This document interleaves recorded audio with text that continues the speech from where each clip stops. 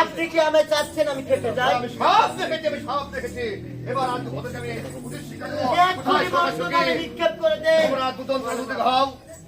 বলে বাবা, বলো আমাদেরকে আলাদা করবেন না বাবা, আমাদেরকে আলাদা হতে হবে।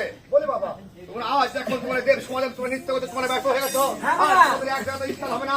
আমি দুজনকে আমি ওই জায়গাতে শিক্ষা দিয়ে দেবো। আমি সখীকে ছাড়া বাঁচতে পারবো না বাবা। তোমার সখী তোমরা দেব সমাজে দেখো তোমরা নৃত্য করতে তোমরা জয় হতে পারোনি, তোমরা ব্যর্থ হয়ে গেছে। তোমাকে এখন মুক্ত করে দাও। বলি বাবা, দেব সমাজ আমাদেরকে দিবেন না, কেননা ওই দেব সমাজ আমরা যেতে চাই না।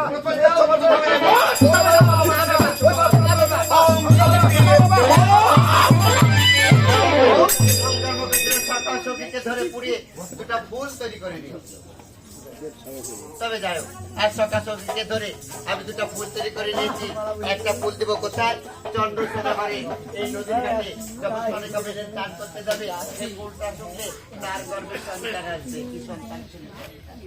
আর আরেকটা দিলাম আমি বাসুবেনের নদীর ঘাটে, বাসুবেনের স্ত্রী যদি এসে সঙ্গে ফুলটা তুলে নিয়ে তার গর্ভে জন্ম নিবে বেহুলা সখী।